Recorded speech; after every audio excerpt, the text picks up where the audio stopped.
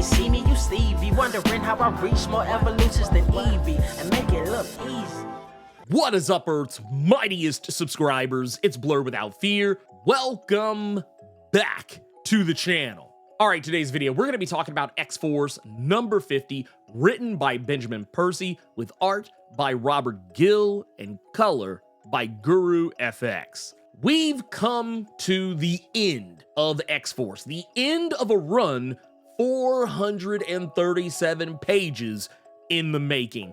Ben Percy has legit written more X-Men than Jonathan Hickman has now by this point, and it was worth the ride. And while it ends in a somewhat nice, neat little fashion, the ride there is full of danger and maybe even more questions than answers. The whole point of this issue, other than to wrap up X-Force of the Krakoan era, is to resolve the Beast agenda, with Defenders Beast coming face to face with X-Force Beast, and how at first it's amicable. Defenders Beast hears X-Force Beast out, lets him say his piece, but at the end of it all, this is Defenders Beast. A beast who has yet to become jaded by decades of failing to help mutants find their place in a world that hates and fears them. He's not ready to potentially destroy all mutants on Arakko just to achieve mutants' place in the universe. Once again, the black hole gun won't unalive all mutants on Mars.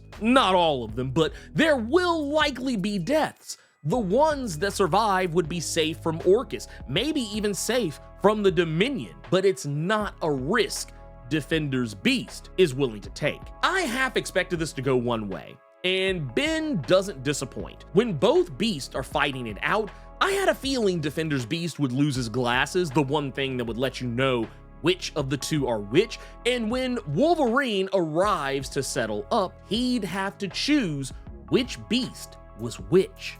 That doesn't last more than a few panels before X-Force Beast summons his Krakoan battle armor that gives the whole game away. At first, this honestly kind of annoyed me because it ends the ambiguity of which is which, but when thinking about it more, it made the most sense. Why would X-Force Beast hide who he is? He's sneaky, sure, but he's also prideful and cocky. He knows he's going to win. He knows he's smarter than everyone else in the room, save for Defenders Beast. But at the same time, this is a beast who is holding on to the past. While he doesn't admit that he saved Defenders era Beast to stop him from making a mistake, it becomes clear even without him saying it that this was likely the case. His sentimentality to that era of himself, what he even refers to as his best self, just proves it. And while Defenders Beast doesn't unalive X-Force Beast this issue, X-Force Beast unalives himself, sacrificing himself to destroy the black hole gun before it goes nuclear and unalives his best friend, Wonder Man, who, mind you, he's not spoken to since the House of X era began, as we learned last issue, but that doesn't mean he isn't sentimental for his old friend. So he's using his Krakoan battle armor to help him shove the black hole gun back into the sea as it explodes, sending himself to the gulag.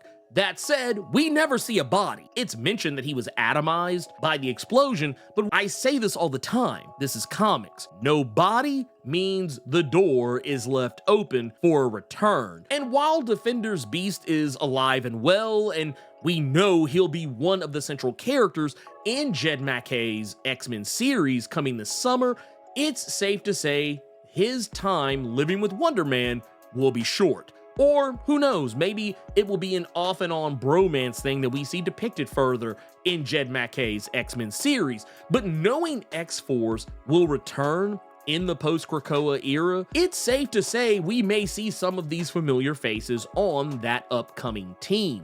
As of right now, two of the characters who are currently on X-Force are already spoken for, those characters being Wolverine, who is going to be a part of Gail Simone's Uncanny X-Men, and we also know that Kid Omega is going to be on Jed MacKay's Adjectiveless X-Men series. These are the only two characters I wouldn't expect to see return for that X-Force squad. And once again, that X-Force team has, while yes, the book itself has been announced, no team has been revealed yet, and very likely for this very reason, the fact that X-Force number 50 was coming out, and they are going to wait until after X-Force number 50 comes out and then say who will be on that team. But Colossus, Domino, Sage, Black Tom Cassidy, Wolverine, Laura Kinney, and Omega Red, I'd love to see all of them back, but it's not a lock, so we'll just have to wait and see. But now that the series is wrapped, I guarantee you will see Marvel make an announcement very soon. A lot more titles that were initially announced, like once again, we had the Uncanny X-Men by Gail Simone, we had the Adjectiveless X-Men by Jed MacKay, and we had the Exceptional X-Men by Ebel Ewing announced. And while they announced several other series in tandem with that, we didn't get to see anything of them. But I guarantee you, now that all the Krakoa stuff is coming to a close, as each book ends, you will start to see more about this. I imagine once Wolverine reaches its 50th issue and ends, you will very likely see what's in store for Wolverine coming up next as well. And once all this stuff is done with Fall of the House of X, Rise of the Powers of 10, we'll learn a lot more about that Phoenix title as well, and we'll learn more about X-Factor, because I guarantee you there's probably lots of things going on, as one might imagine, this being the end of the Krakoan era. I guarantee you there's lots of things that are probably going on with these upcoming books that would very easily spoil the ending of the Krakoan era X-Men. And it's a safe assumption, and honestly, I'm very curious to see what's going to happen with it. But I'll be doing more videos leading up to the From the Ashes kickoff that will kind of give you more insight into what's going on. So make sure you keep it locked, hit that subscribe button, and tap that notification bell. All the stuff that I'm literally about to tell you in this outro. You guessed it, obligatory channel outro time. If you're not subscribed to the channel, consider doing so. Clicking that subscribe button and tapping that notification bell ensures that you get more videos just like this one, and you don't miss any of my other content that I drop throughout the week, plus my live streams every Thursday and Saturday. And if you enjoyed the video, make sure you click that like button, keep it plus ultra, and sound off in the comments.